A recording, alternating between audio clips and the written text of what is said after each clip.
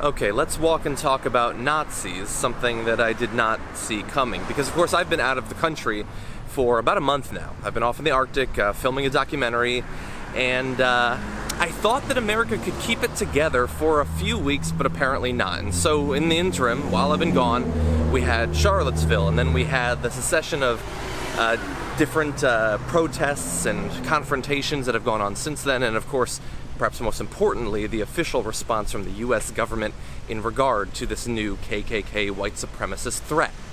And I will say what many have said, this is not a complicated issue, and the response from politicians is not a complicated thing that requires a lot of nuance. It's pretty simple, and it goes something like this. Fuck Nazis, fuck white supremacists, fuck all of them. Fuck the fine folks on both sides in that case. There's no fine folks in that group, okay?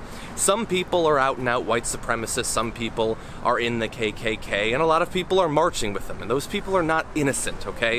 If you're in the middle of a crowd and there's swastikas all around and people around are shouting that the Jews are trying to replace us, and you're in that crowd and you stay in that crowd, I don't care at that point if you have any racist tattoos or if you're waving some sort of swastika flag. You're a part of that group.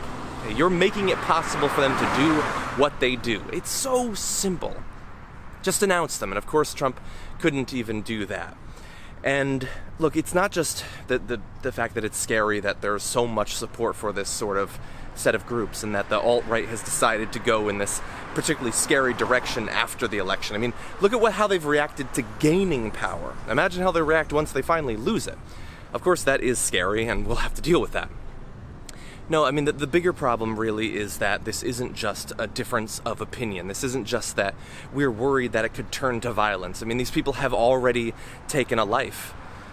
They already killed someone in that first big confrontation, and they injured many others, and we have to expect that there will be more. I mean, they're shooting guns in the middle of crowds these days.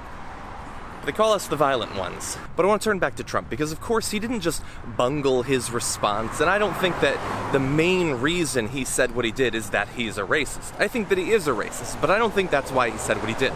It was, of course, because he knows that those people, that core part of his support, who have these incredibly disgusting views, want him to say what he said.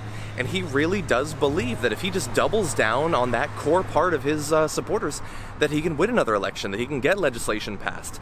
He doesn't think that he needs to reach out to anybody, and I don't just mean across the aisle, I mean most Republicans. He considers them entirely unnecessary, expendable. And of course, as you know, it didn't die there. We didn't just have Charlottesville and there was this big clash, and Trump showed that he was on the side of white supremacists and white nationalists and KKK, whatever they want to call themselves. It's continued on till today. Just yesterday, there were more confrontations. And of course, we have to avoid the false equivalence of saying that simply because there's some people who say they're in support of violence, who want to fight these people, that that's the same thing, or that represents the fact that both sides are violent. It's not, but I feel like I do have to go on the record and say that, of course, I don't support violence against anyone. I'm a non-violent person. That's part of what makes me a progressive, is that I believe that we can convince people with our ideas, with our rhetoric. And yet we do have to stand up to these people. They have the right under the Constitution to march so long as they avoid violence, which they have not done so far. And at these various protests, you've of course had the counter-protesters. And in many cases, there have been far more of them than there are of the original protesters. And I just want to thank those people. I mean, if I was in the country at the time, I would have been at those. I anticipate that I will be in the future. But think about what those people are doing. They're not simply exercising their rights under the Constitution to, organize and speak out in favor of what they want. They're not just doing their duty. They're actually risking their lives. I mean, as we said, as you know, people have been injured, people have been killed already. And any one of these protests could turn into another case of that, perhaps far worse. And so the people who show up are not simply participating, they are risking it all to stand up against a grave threat to all that is America. And let's keep it real. I mean, we knew that something like this was coming. There were hints of this, strong ones, people beaten and worse throughout Trump's campaign, during the primary and certainly during the general election. And we knew that if he were to be elected, it would embolden those who believe that this is the right path. He's told them that they are right to do so. They are right to attack people. They are right to say that gigantic swaths of all of the American population don't belong here and all those who would try to improve their lives by coming here should be blocked. I mean, he told them that they were right, and they won on that, at least under certain definitions. And so, of course, they're going to organize in the way that they are. It's not surprising, but it is disheartening. America is supposed to be better than this. I mean, we have access to more information than any people at any other time in the history of the world, and yet there are people who will take all of that access and all of that privilege and all of that information, and they will revert to the worst sorts of behaviors that should have been left in the history books. And yet we see them on the news every single day. And so we do have to counter-protest. We do have to show that there are far more of us than there are of them.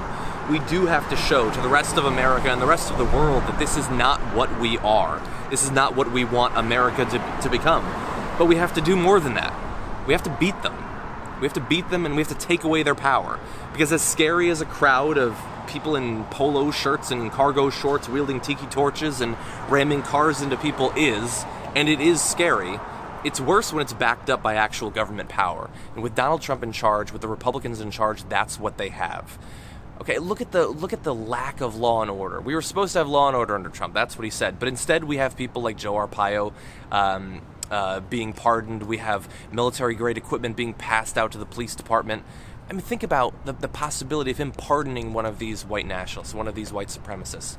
Think about police departments around the country being given official credence to not look into these sort of things. Groups in the federal government that are supposed to be investigating white nationalist terrorist groups and things like that being defunded and being disbanded.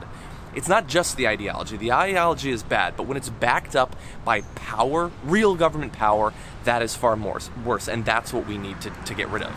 Anyway, I'm back in the country, at least for a while. I'm going to be keeping my eye on this issue, as I hope that you are as well.